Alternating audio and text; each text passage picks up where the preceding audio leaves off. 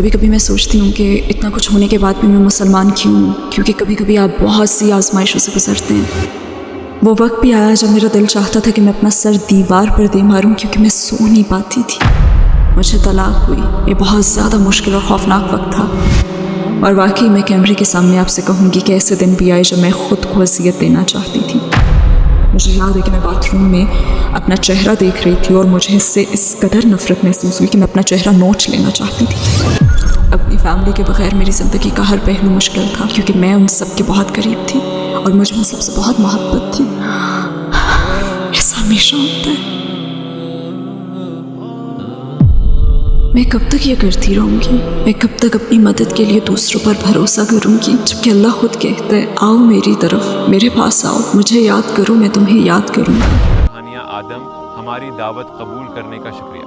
آپ کو اپنے ساتھ دیکھنا ہمارے لیے خوشی کی بات ہے۔ میرا پہلا سوال یہ ہے کہ ہانیہ آدم کون ہے؟ کیا آپ اپنی زندگی کے متعلق ہمیں مختصراً بتا سکتی ہیں؟ وعلیکم السلام ورحمۃ اللہ وبرکاتہ۔ میں 3 بچوں کی ماں ہوں الحمدللہ۔ میں نے ایک سکھ خاندان میں پرورش پائی، میرے والدین انڈین ہیں اور میں UK میں پلی بڑی ہوں۔ شاندار بچپن گزرا الحمدللہ، بہت ہی محبت کرنے والے والدین ملے، مگر میں شاید 24 یا 25 سال کی عمر میں مسلمان ہو گئی تھی، اور یہ میری فیملی کے لیے بہت بڑا صدمہ تھا۔ اور الحمدللہ گرین لین مسجد میں اور ہر اس آرگنائزیشن کے ساتھ کام کر رہی ہوں جس کی میں خدمت کر سکتی ہوں۔ عقیدے کے لحاظ سے آپ کی زندگی کیسی تھی؟ آپ کا کس پر ایمان تھا؟ جب بڑی ہوئی تو میرے والدین نے مجھے سکھ عقیدہ سکھایا، جو مجھے بہت اچھا لگتا تھا۔ جیسے مجھے گولڈن ٹیمپل امرتسر جانا بھی یاد ہے، بہت مزہ آیا تھا۔ مجھے ہیمکنڈ صاحب کو وزٹ کرنا بھی یاد ہے، جو کہ ہندو آشرم کے طور پر زیادہ پہچانا جاتا ہے، وہاں بھی بہت زیادہ مزہ آیا۔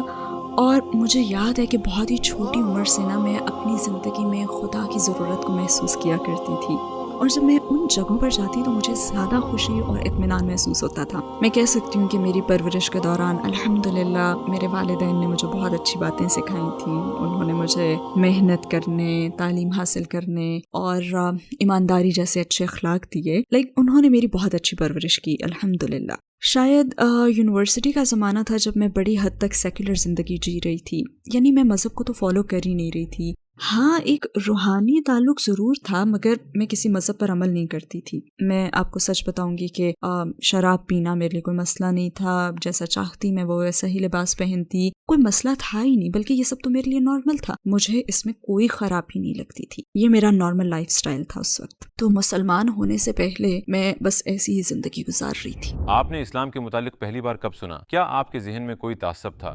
ہاں، شاید میں تھوڑی سی اسلاموفوبک تھی۔ میں سوچتی تھی کہ تب عراق اور دوسری جگہوں پر کافی کچھ چل رہا تھا، اور شاید میں اللہ اکبر کے الفاظ سن کر خوفزدہ ہو جاتی تھی۔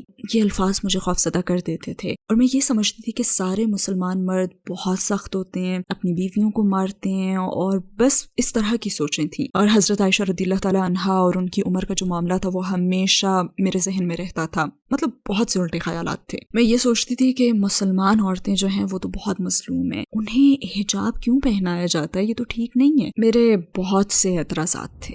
اسلام کی طرف آپ کا سفر کیسے شروع ہوا؟ اسلام کی کون سی بات نے آپ کو سب سے زیادہ متاثر کیا؟ مزے کی بات یہ ہے کہ مسلمان عورتوں کے متعلق میرے ان خیالات کے باوجود میں نے اسلام میں سب سے پہلے عورتوں پر ہی غور کرنا شروع کیا تھا۔